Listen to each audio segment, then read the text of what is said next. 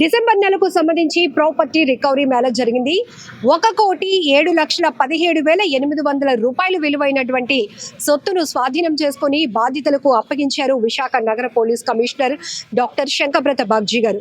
అయితే ఈ పోయినటువంటి వస్తువులు ఒక్కసారి గమనిస్తే గనుక మనం 360 వరకు సెల్ ఫోన్లు, 294 గ్రాముల గోల్డ్, 300 గ్రాముల సిల్వర్ ఉంది. అందులో ఏపీఎస్ఆర్టీసీ బస్సు కూడా పోయిందండి. ఇంకా ఆటో, 15 మోటార్ వెహికల్స్, అలానే కొన్ని యాక్సెసరీస్తో పాటు కొంత నగదు, 1,07,000 వరకు నగదు కూడా మొత్తం డిసెంబర్ నెలలో పోయినటువంటి సొత్తు విలువ. అయితే దీన్ని రికవరీ చేసి ఈరోజు బాధితులకు అప్పగించారు. అయితే ఇంట్రెస్టింగ్ పాయింట్ ఏంటంటే ఎంవీపీ పోలీస్ స్టేషన్ పరిధిలో జరిగిన 2 కేసులు చాలా ఇంట్రెస్టింగ్. ఒకటి ఏపీఎస్ఆర్టీసీ బస్సు పోవడం అయితే, ఇంకొకటి పక్కింటికి మీరు చాలా బాగా వంటలు చేస్తారు, మా ఇంటికి చుట్టాలు వచ్చి కొంచెం వంట చేసి హెల్ప్ చేయరా అంటూ ప్రేమగా పిలిచారు. ఆ ఇంటికి చుట్టాలుగా వచ్చిన వాళ్ళే ఈ వండడానికి వచ్చిన వారి ఇంట్లో దొంగతనానికి తెగబడ్డారు. ఈ లోపు వెనకాత నుంచి మెట్ల కింద దాచిందట. మాకు 2 కుర్రోళ్ళని భీమవరం నుంచి తీసుకొచ్చి అక్కడ వచ్చి కాళ్ళు కట్టేస్తున్నాడు నైలాన్ తాడుతో. కూతురే స్కెచ్, ఆ పిల్ల బీటెక్ చేసింది. వాళ్ళు వచ్చే ముందు భీమవరం రిలయన్స్ లో ఒక 2 నైలాన్ లోప్స్ మాస్క్స్ అని కొనుక్కొచ్చారు. మీ పేరుమా? మొండు వసంత అండి. ఎలా జరిగింది బంగారం పోవడం? ఎట్లా? డిసెంబర్ 14వ తారీఖు అండి. పక్కింటికి చుట్టాలు వచ్చారు శనివారం నైట్. ఆదివారం వచ్చి వాళ్ళకి కోడికూరన రాగి సంగటి చేయమని నాకు పిలిచారు. సాయంత్రం 6 గంటలకి వెళ్ళాను. వెళ్ళిన తర్వాత నేను ఇంక వెళ్ళిపోతానని వండేసి ఇంటికి వచ్చాను. ఇంటికి వచ్చాక మేము వెళ్ళిపోయినప్పుడు చెప్తాం, సెండ్ ఆఫ్ ఇవ్వండి అన్నారండి. సెండ్ ఆఫ్ ఇవ్వాలంటే నేను లోపలికి వెళ్ళిపోయి నేను ఒక్కదాన్నే ఉంటాను, తలుపు గడేసుకొని లోపలే ఉంటాను, ఎప్పుడు రాను. ఆవిడ బయటికి పిలిచారండి 9:40కి. బయటికి పిలిచి తీసుకొని వచ్చి గేట్ వరకు తీసుకొని వెళ్ళిపోయారు, ర్యాంప్ వరకు తీసుకొని వెళ్ళి పక్క అతనికి కారు ఉంది, కారులో ఎక్కి కూర్చున్నారు. ఈ లోపు వెనకాతల నుంచి మెట్ల కింద దాచిందట. మాకు 2 కుర్రోళ్ళని భీమవరం నుంచి తీసుకొచ్చి, ఆవిడకి అక్కడ క్యాంటీన్ నడుపుతుంది అనమాట కలెక్టర్ ఆఫీస్ దగ్గర. ఆ 2 కుర్రోళ్ళని తీసుకొని వచ్చి వెనకాతల నుంచి సందులోంచి మా ఇంట్లోకి లోపల పంపించేశారు. చుట్టాలు వచ్చారు పక్కింటికి. ఆ చుట్టాలు భీమవరం నుంచి తల్లి కూతురు వచ్చారండి. వాళ్ళిద్దరూ ఆల్రెడీ 2 కుర్రోళ్ళని తీసుకొచ్చారు ఊరు నుంచి. తీసుకొచ్చి దాసి ఉంచి ఎప్పుడు వీలు దొరుకుతుందా అని చూసి ఆదివారం 14వ తారీఖు 9:40కి నన్ను బయటికి పిలిచి, ఆ టైంలో వాళ్ళు ఇంట్లోకి లోపల నేను బయటకు వచ్చినప్పుడు తలుపు ఇలా దగ్గర చేరేస్తాను. లోపలికి తలుపు తీసుకొని లోపలికి వెళ్ళిపోయారు. వెళ్ళిపోయి దాక్కున్నారు. నాకు తెలియదు, వెనక పెట్టుకొని ఉన్నాను కదా. వాళ్ళు వెళ్ళిపోయారని తెలిసాక వీళ్ళు ఏం తెలియలేనట్టు స్టేషన్కి వెళ్ళిపోయారు వాళ్ళు. స్టేషన్కి వెళ్ళిపోయిన తర్వాత నేను హాల్లో 10 నిమిషాలు ఉన్న తర్వాత బెడ్రూమ్లోకి వెళ్ళి 10 నిమిషాలు ఇలా పడుకున్నాను. మనిషి కాలు దగ్గర తడివినట్టు అయిపోయిందమ్మా. ఎవరు వచ్చేసారు లోపలికని నాకు తుల్లిపడి లేచి కూర్చున్నానండి. కూర్చుంటే వెంటనే ఎవరురా మీరు ఎలాగొచ్చేసారురా ఈ లోపలికి? తలుపు తాళాలు వేసుకునే ఉన్నాను. ఒక 5 నిమిషాల కదా బయటకు వచ్చాను, ఏ టైంలో మీరు దూరిపోయారు అని చెప్పేసి వాళ్ళని ఫీల్డ్ పట్టుకొని అడుగుతున్నానండి. ఒకడు వచ్చి కాళ్ళు కట్టేస్తున్నాడు నైలాన్ తాడుతో, ఇంకోటి వచ్చి గొంతు నోరు చేత్తో మూసేస్తున్నాడు అండి, ఎడం చేత్తో. అప్పుడు వాడు వేలు, నా బొట్టన వేలు ఆడిది నాకు నోట్లోకి తగిలింది. వెంటనే కొరికాను వాడికి గట్టిగా. కొరకగానే వెంటనే సడలించాడు చెయ్య. వెంటనే లేచి నిలబడిపోయి మంచం నుంచి లక్ష్మి గారు దొంగ అని పక్క వాళ్ళని పిలిచానండి. పిలిచి ఇంక ఈవిడ అరుస్తుంది గట్టిగా అని చెప్పేసి తలగడతో మొహం మూసాడండి. ఇంకొక 2 నిమిషాలు కానీ మూస్తే నాకు ఊపిరి అందదు. ఒరే చచ్చిపోతున్నారా, నొక్కేస్తున్నాను, నాకు ఊపిరి అందట్లేదురా అన్నాను. చచ్చిపోయేటట్టున్నాను, నేను వీళ్ళని విజృంభిస్తే నన్ను చంపేస్తారని చెప్పేసి నేను తెలివి తప్పిపోయినట్టు కిందన పడిపోయానండి మంచం నుంచి. నేను అలా ప్లాన్ చేసుకొని కిందన పడిపోయాను. పడిపోగానే వెంటనే జుత్తు చేతులు వెనక్కి కాళ్ళు బొమ్మల్లా పడుకోబెట్టి కట్టేశారండి ఆ నైలాన్ తాడుతో. కట్టేసి నోటికి కూడా గుడ్డ కట్టేశారు గట్టిగా. మంచాన్ని కాదు, కిందనే జుత్తు చేతులు కాళ్ళు వెనకాతల నుంచి కట్టారు వెనక్కి. నోరు కూడా గట్టి కట్టేశారండి. బీరువాలన్నీ ఎర్రగొట్టిన సౌండ్, సెల్ లైట్లతో చూస్తున్నారు. నాకు తెలుస్తుంది వాళ్ళు అన్ని చక్కబెడుతున్నారని, కానీ నాకు తెలివి ఉన్నట్టు నేను మెదల్లే అనమాట. అయితే అప్పుడు వాళ్ళు ఆ బీరువాలు అవి ఎరగొట్టేసి చూశారు. బీరువాలు ఏం డబ్బు అవి లేదండి, కొంచెం వెండి ఉన్నది. నా కాళ్ళు పట్టీలు మట్లు తీశారు. నా ఒంటి మీద బంగారం తీశారు 10 తులాలు, అలాగా 5 తులాల గొలుసు, 4 గాజులు, ఒక చిన్న చేను, 2 ఉంగరాలు 10 తులాలు ఉంటాయి. అవి తీసేయడం నాకు తెలుస్తుంది కానమ్మా ఏమీ చెయ్యలేని పరిస్థితి, చెయ్యలేని పరిస్థితి నాది. అలాగ ఉండిపోయాను. వెళ్ళిపోవడం తెలుస్తుంది. మరి ఇంకా పర్సుల్లో డబ్బులు ఉన్నాయేమో చూడండి అని ఒకడు అన్నాడు అని పర్సులో 1000 రూపాయలు ఉంటే ఆ డబ్బులు పట్టిపోయారమ్మా. ఇద్దరే కుర్రాళ్ళు. అది వెంటనే ఆ టేబుల్ మీద నేను తాళాలు పెడతాను హాల్లోని. ఒరే తాళాలు తీరా అన్నాడు ఒకడు. తాళాలు తీసి బయటికి వెళ్ళిపోయి బయటికి గడేసిరా అన్నారు. తాళం కప్ప తాళాలు కూడా పట్టుకొని వెళ్ళిపోయారండి. ఆ కట్టేసిన తర్వాత నాకు ఇంకా వణుకు వచ్చేసింది. నెమ్మదిగా చేతులు నైలాన్ తాడు కదా లూజ్ చేసుకొని అలా ఇప్పేసరికి 20 నిమిషాలు పట్టింది నాకు. 20 నిమిషాలు పట్టి ఇప్పుకొని తర్వాత నేను అప్పుడు పక్క వాళ్ళకి పిలుద్దామంటే అందరూ పడుకొని ఉన్నారు. ఎవరికి తెలియరాదు. 11 గంటలు రాత్రి 11 గంటలు. అయితే నేను ఇప్పుకునేసరికి 11:20 20 నిమిషాలు ఇప్పుకున్నాను. వాళ్ళు పిల్లడానికి నాకు కాలేదు. ఈ లోపు నా కాళ్ళు చేలు వణికిపోయమ్మ. వెంటనే తలుపు లోపల గడేసేసుకొని ఉండిపోయి తెల్లవారు వాళ్ళు లేస్తారు ఎప్పుడూను. 5 గంటలకు లైట్ అయ్యగానే బాత్రూంలోకి వెళ్ళి ఏమండి లక్ష్మి గారు ఎవరో బయట గడేసేసారు ఒకసారి రండి అని పిలిచాను. దొంగ అని కూడా అనకుండా వెంటనే వాళ్ళ ఆయన గారు వచ్చి గడ తీసి లక్ష్మి రా ఇలాగా దొంగలు పడ్డారు ఆంటీ గారు ఇంట్లో అని తల్లి కూతురు వచ్చారండి. వెంటనే ఆయన 100కి ఫోన్ చేద్దామని ఫోన్ చేశారండి. మా పాప కూడా అప్పుడే చేశాను ఫోను. పక్కన పడుకున్నారు. వాళ్ళు స్టేషన్లో దింపేసి అద్దుకున్న వాళ్ళు కూడా ఫోన్ చేస్తే వెంటనే వచ్చారు. వాళ్ళకు కూడా తెలియదమ్మా, తెలియకుండా చేశారు వాళ్ళ ఇంటికి వచ్చి చుట్టాలు. చూడండి అంటే మీ ఇంటి పక్క వాళ్ళు మీ ఇంటి పక్కింటి వాళ్ళ ఇంటికి చుట్టాలు వచ్చి వాళ్ళు ఇంత స్కెచ్ చేసి మీ గురించి గానీ మీ దగ్గర తెలియదు వాళ్ళకి. అయితే వీళ్ళు ఎలా ప్లాన్ చేస్తారు, వీళ్ళే వచ్చి ఎలా చేస్తారని నేను అనుకోలేదమ్మా నిజంగా. ఎక్కడండి మీరు ఉంటుంది? ఏ స్టేషన్ లిమిట్ లో జరిగింది ఇది? ఆర్లో పోలీస్ స్టేషన్. మీరు ఏ ఏరియాలో? నేను దార్పాలెం. అడివారం పైనాపిల్ కాలనీ మధ్యలో వస్తుంది ఆ ఊరు.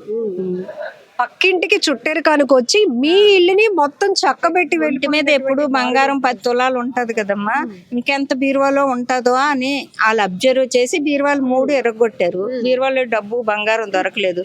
వీడి ఒంటి మీదే ఎంత ఉంది కదా, ఇంకెంత ఉంటుందో లోపల క్యాష్ డబ్బులు అనుకున్నారు. ఏమీ లేవు. ఒంటి మీదే పట్టుకొని వెళ్ళిపోయారు.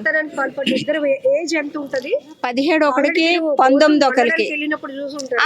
వాళ్ళ ఇంట్లో లేరు కదా, తోటలో ఎక్కడో దాచింది. తర్వాత నైట్ అయ్యాక మెట్ల కింద దాచింది అనమాట. చీకటి అయ్యాక వాళ్ళకి ఆమ్లెట్లు కూడా వేసి ఇచ్చిందట. వీళ్ళ ఇంట్లో వాళ్ళు పెడుతూ ఎవరు వీళ్ళు చూడలేదు అనమాట. అలా చేసిందమ్మా. అలా చేసి ఆ గుంటలని వీడు బయటకు వస్తున్నాం వాళ్ళకి ఇంటి ఇచ్చింది. గట్టిగా అరిచింది కదా, అమ్మ బయటకి ఆంటీ రండి సెండ్ ఆఫ్ ఇవ్వండి వెళ్ళిపోతున్నాను అన్నది కదా. వాళ్ళకి తెలిసింది. ఇలా కూతురు కూడా ఒకసారి మధ్యలో వచ్చింది బయటికి. వస్తే ఏటో మర్చిపోయిన అన్నది.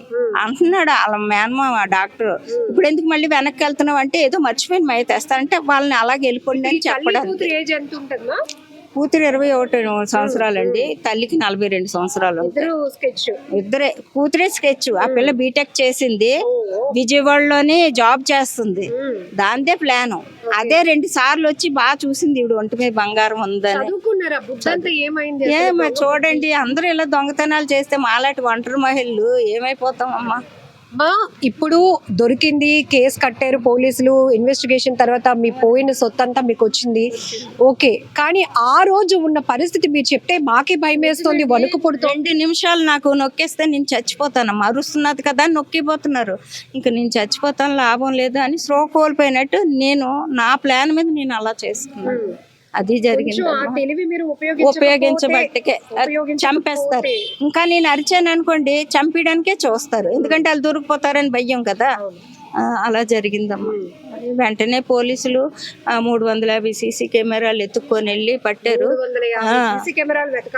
ఎత్తుక్కొని వాళ్ళు వెళ్ళారు. వెంటనే సిఐ గారు అన్ని రికార్డ్ చేసుకున్నారు ఆ నైట్. వెంటనే నన్ను హాస్పిటల్కి పంపారు. మూతంతా చిదిగిపోయింది, పళ్ళు 2 కదిలిపోయి బ్లడ్ వచ్చింది. కొట్టలేదు, నొక్కేయడం గట్టి కట్టడం, చేత్తో గట్టి ముందు నొక్కాడు కదండి, అప్పుడే చిదిగిపోయింది నాకు పెద్ద మధ్యని.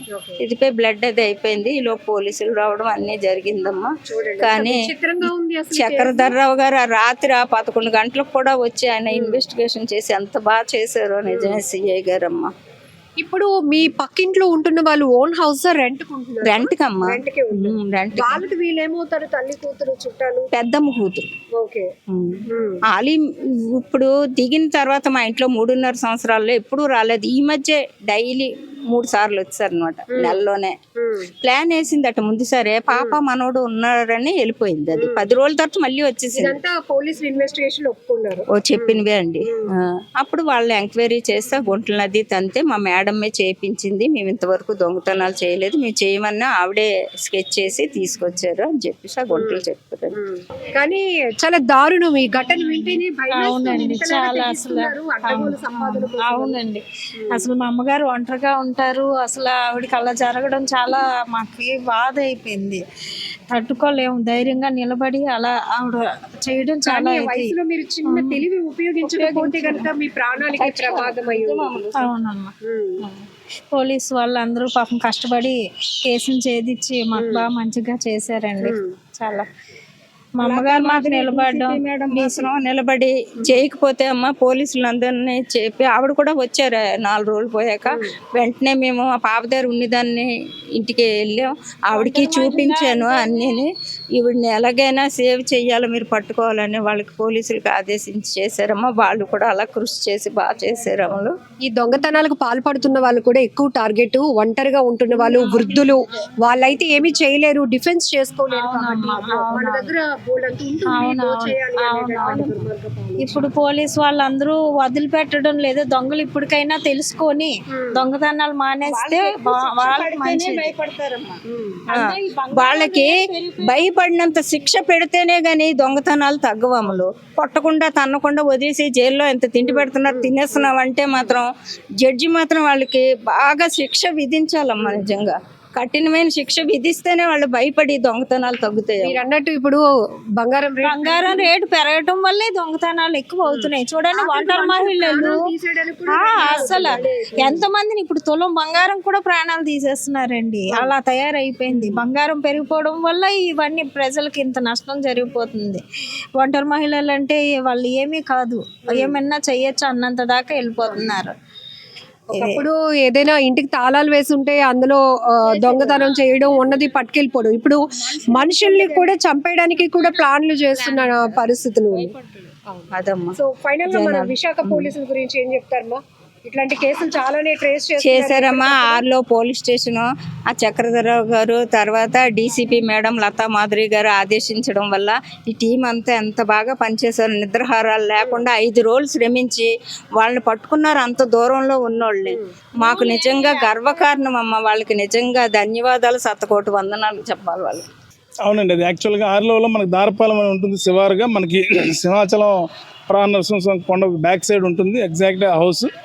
అది కొంచెం బాగా చీకటిగా ఉండి ఒక లోన్లీ హౌస్ టైప్ ఉంటుంది. దాంట్లో మండు వసంత గారని ఆవిడ సొంత ఇల్లు, ఆవిడ ఒక హౌస్ ఓనరు. ఆ పక్కన 2 పోర్షన్స్, పక్క పోర్షన్ ఆవిడ అతికిచ్చారు. అక్కడ ఒక మేల్ నర్సు దుర్గాప్రసాద్ అని ఒక ఫ్యామిలీతో ఉంటాడు ఆయన. సో భవానీ ప్రసాద్ ఆయన పేరు. ఆయన ఇంటికి కొంతమంది రిలేటివ్స్ వచ్చారు భీమవరం నుంచి. నిర్మల అని వాళ్ళ అమ్మాయి, లిఖిత అని వాళ్ళిద్దరు రిలేటివ్స్. ఈ భవానీ ప్రసాద్ దగ్గరే నిర్మల కొడుకు కొద్దిగా కాలం నుంచి ఉంటున్నాడు. వాళ్ళ హస్బెండ్ ఈ మధ్య సూసైడ్ చేసుకున్నాడు. సో దానిలో ఆయన కొంచెం డిప్రెషన్ ఉంటే ఇక్కడ ఉండమని చెప్పింది ఆవిడ. ఆ పిల్లని వంకతో ఆవిడ 2-3 సార్లు ఆ ఇంటికి రావడం జరిగింది. వచ్చి వసంత గారి మెడలో ఉన్నటువంటి బంగారం చూసి ఆవిడకి భీమవరంలో అప్పులు ఉన్నాయనేసి ఈ బంగారం దొంగలిస్తే ఎట్లాగైనా అప్పులు తీర్చుకునే ఉద్దేశంతో ప్లాన్ హ్యాచ్ చేసి ఆవిడకి భీమవరం కలెక్టర్ ఆఫీస్లో క్యాంటీన్ ఉంటుంది, క్యాంటీన్ నడుపుతుంది కలెక్టర్ ఆఫీస్ ఆపోజిట్లో. ఆ క్యాంటీన్లో ఆవిడ దగ్గర 2 పనిచేస్తూ ఉంటారు. ఆ 2 కుర్రోళ్ళకి కూడా ఈ విధంగా ఎంగేజ్ చేసి ఈవిడ వాళ్ళ ఫోన్లో స్నాప్చాట్ ఇన్స్టాల్ చేసి డైరెక్షన్స్ ఇవ్వడం, యాక్చువల్ లొకేషను, ఇంటి వీడియో అన్నీ పెట్టి ఎలా రావాలి, ఏం చేయాలని చెప్పి ముందు ప్లాన్ చేసుకున్నారు. ఆ కుర్రోళ్ళిద్దరు కూడా వాళ్ళ డిసెంబర్ 14న అఫెన్స్ జరిగిందండి. డిసెంబర్ 12 ఈవిడ వచ్చింది. 13 కుర్రోళ్ళిద్దరు వచ్చారు. వాళ్ళు వచ్చే ముందు భీమవరం రిలయన్స్లో ఒక 2 నైలాన్ లోప్స్ మాస్క్స్ అన్ని కొనుక్కొచ్చారు. అక్కడే పెట్రోల్ ఫిల్ చేసుకుని వచ్చారు. ఒక ఈవిడ స్కూటర్ కూడా వచ్చింది. ఆవిడదే Honda Activa 3G bike scooter అది.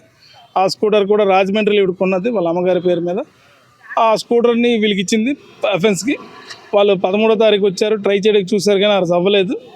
ఆవిడని ఈ పెద్ద ఆవిడని సింహాచలం అవన్నీ తిప్పారు ఆ రోజు నమ్మకం కలిగించడానికి. సో ఆ రోజు లేట్ అవ్వడం వల్ల అఫెన్స్ అవ్వకపోతే వాళ్ళు అదే ఏదైతే మొండు వసంత్ గారి ఇంటి ముందు పోర్షన్లో మెట్ల కింద వాళ్ళని ఉంచి నిర్మలా ఉండి లిఖిత ఇద్దరు కూడా వాటర్ ఆమ్లెట్ వేసి ఇవ్వడం జరిగింది. 4:30 కల్లా వాళ్ళన్నీ జిమ్కి వెళ్తాడు, ఇప్పుడు ఇమీడియట్గా వెళ్ళిపోండి ఉండకుండా చెప్పి ఆ 14వ తారీఖు ఎర్లీ అవర్స్ పంపించేయడం జరిగింది. 14వ తారీఖు నైట్ వీళ్ళు ఎలాగ బయలుదేరిపోవాలి కాబట్టి ఈవిడ ప్లాన్ చేసింది, ఇంటికి వచ్చి వండమని చెప్పింది. అయితే వసంత గారు ఈవిడ ఇంటికి వచ్చి వండేటప్పుడు ఇంటికి మెయిన్ గేట్ ఆవిడ తాళం వేసుకుని రావడం కాబట్టి ఆ రోజు కూడా తాళం వేసుకుని వచ్చింది. అప్పుడు ప్లాన్ అవ్వలేదు. సో ఈవిడ ఏం చేసిందంటే నేను బయలుదేరే ముందు మళ్ళీ మీకు పిలుస్తానండి, నాకు సెండ్ ఆఫ్ ఇద్దరు అని చెప్పి ఉంచింది. ఈవిడ అరౌండ్ 9కి లెఫ్ట్ అయ్యే ముందు 9:30కి వసంత గారిని పిలిచింది నీలిమ. ఆంటీ బయటికి రండి, నాకు సెండ్ ఆఫ్ ఇవ్వండి అంటే ఆవిడ బయటకు వచ్చింది. జస్ట్ 5 minutes కదని ఆవిడ తాళం వేసుకోలేదు. ఆవిడ ఇలా బయటికి రాగానే మెట్ల కింద ఉన్నటువంటి ఇద్దరు అభిషేకుని తర్వాత వంశీ ఇద్దరికి వీడి స్నాప్చాట్లో మెసేజ్ పెట్టింది, ఇలా బయటకు వచ్చింది, మీరు లోపలికి వెళ్ళిపోండి అని. ఇద్దరు కుర్రాళ్ళు ఈ 5 minutesలోనే చుట్టూ తిరిగి ఇంట్లో లోపలికి వెళ్ళి మంచం కింద పడుకోమని కూడా ఈవిడ ఇన్స్ట్రక్షన్స్ ఇచ్చింది. మంచం కింద పడుకున్నారు. ఈవిడ ఒక 5-10 minutes తర్వాత ఆవిడ గుడ్ బై చెప్పేసి ఇంట్లోకి వచ్చి లైట్లు ఆపేసి మంచం మీద పడుకుంటే వెంటనే ఇద్దరు కుర్రలు కూడా ఈవిడ కాలు చేతులు పట్టుకొని వాళ్ళు తెచ్చుకున్న నైలాన్ రోప్స్ కాళ్ళకి చేతులు కట్టేసి ఆవిడ నోట్లో అరుస్తుందని ఆవిడ యొక్క లంగాని నోటికి కట్టేసి ఆవిడ మెడలో ఉన్న బంగారు వస్తువులు, చేతుకున్న గాజులు, ఉంగరాలు, పట్టీలు అన్నీ తీసుకెళ్ళిపోయారు. మనకి ఆ రోజు ఆవిడ పాపం చాలా భయపడిపోయి ఇమీడియట్గా ఫోన్ కూడా తీసుకెళ్ళిపోయారు అనుకుంది. ఆ రోజంతా అక్కడే ప్యానిక్ అయి ఉండిపోయి early hours back side bathroom నుంచి అరిస్తే వెనకింటి వాళ్ళకి వినిపిస్తుంది. అక్కడ నుంచి కొంచెం గట్టిగా అరిచింది అంటే ఇలాగ దొంగలు పడ్డారు, బయటికి తాళం వేస్తారు రండి అంటే. సినిమాటిక్ రేంజ్ లో ఈ స్కెచ్ అంతా ఉంది, ప్లానింగ్ కానీ ఇవన్నీ వింటే ఎక్కడో భీమవరంలో ఉండేవాళ్ళు అక్కడ తల్లి కూతురు వాళ్ళ అప్పులు తీర్చుకోవడానికి విశాఖలో ఉన్నటువంటి ఒకరింటికి చుట్టరికంగా వచ్చి ఆ పక్కింటి ఆవిడ ఒంటరిగా ఉన్నారని ఆవిడ దగ్గర ఉన్న డబ్బు బంగారం చూసి ఇట్లా స్కెచ్. ఇందులో తల్లి కూతుర్లలో లిఖిత బీటెక్ చదివిందంట కదా సార్ ఈ స్కెచ్? అవునండి, ఆవిడ చదువుకుంది, తల్లికి ఎక్కువ అప్పులు ఉన్నాయని ఆవిడ ఈ విధంగా చేసి తప్పులు తీరిపోదని ఇద్దరు మదర్ అండ్ డాటర్ ఈ విధంగా ప్లాన్ చేసి ఆ ఇద్దరు కూడల్ని ఎంగేజ్ చేసుకున్నారు. వాళ్ళకి 1 లక్ష రూపాయలు ఇస్తామని ఆశ చూపించారు. వాళ్ళు కూడా మాస్కులు వేసుకోవాలి, గ్లౌస్ పెట్టుకోవాలి, అన్నీ వీళ్ళు ముందుగా ప్లాన్ చేసుకుని వాళ్ళకి ఇన్స్ట్రక్షన్స్ ఇవ్వడం అన్నీ వాళ్ళు పర్చేజ్ చేసుకుని వచ్చారు. భీమవరం రిలయన్స్ మార్ట్లో పర్చేజ్ చేసుకుని వచ్చారు. ఇవన్నీ వచ్చిన తర్వాత వీళ్ళు కంప్లీట్గా హుడీస్, మాస్కులు వేసుకుని వచ్చి ఈవిడ పడుకున్న ఆవిడని వెంటనే కొంచెం గట్టిగా పట్టుకొని కాలు చేతులు కట్టి నోరు కట్టేసి తీసుకువెళ్ళిపోయారు. బయటకు వెళ్తున్నప్పుడు బయట నుంచి గడయి పెట్టేసి వెళ్ళిపోయారు అనమాట. సో ఈవిడ అరిచిస్తే బాత్రూమ్ నుంచి బ్యాక్ సైడ్కి అరిస్తే వెనకుండా ఆయన వచ్చి తలుపులు తీసాడు. ఈవిడ మనకు వెంటనే 112 కాల్ చేశాడు, ఆయనే కాల్ చేశాడు. నేను ఆర్లో వేసి ఇమీడియట్గా రష్ అయ్యాం సీన్కి. రష్ అయిన తర్వాత ఇది గ్రేవ్ ఇన్ నేచర్ కాబట్టి వెరీ సీరియస్ అఫేర్స్. ఇమీడియట్గా ఒక 10 teams ఫామ్ చేసాం, సబ్ డివిజన్ మెన్ అందరితో కలిసి. సరౌండింగ్ సీసీ ఫుటేజ్ అన్ని వెరిఫై చేస్తే మనకి ఇంటికి కొంచెం కోతపేట దూరం 100 meters దూరంలో కొత్త బిల్డింగ్కి రోడ్ వై ఫేసింగ్ కొంత కెమెరాస్ ఉన్నాయి.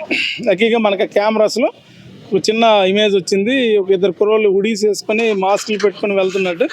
సో ఈవిడ చెప్పిన డిస్క్రిప్షన్ కూడా ఈవిడ పెద్ద ఆవిడ ప్యానిక్లోనే బాగానే గుర్తుపెట్టుకుంది. ఇలా బ్లాక్ షూ ఒక ఆయన, వైట్ షూ ఒక ఆయన వేసుకున్నాడు, ఇలా మాస్కులన్నీ హుడీస్ వేసుకున్నారంటే మనకి ఆ ఫిజికల్ ఫీచర్స్ ఈ బ్లాక్ షూ ఇవన్నీ కొంచెం వైట్ షూ మాకు క్లియర్గా కనిపించడం వల్ల ఆ ఫుటేజ్ని మేము ఫాలోఅప్ చేసి అడివరం నుంచి రాజోల వరకు 10 days మాకు పట్టిందండి. సుమారు ఒక 500 కెమెరాలు చూసాం, హైవేలో మొత్తం చూసుకుంటూ వెళ్ళాం. ప్రతి దగ్గర కూడా డంప్ కాల్స్ తీసుకున్నాం, టవర్ లొకేషన్స్ తీసుకుంటూ వెళ్తే మనకి డంప్ అండ్ సీసీ కెమెరాల ద్వారా అది రాజోలు అక్కడి నుంచి చేసి అఫెన్స్ రాజోళ్ళకి వెళ్ళి వాళ్ళు షెల్టర్ తీసుకున్నారని వచ్చింది.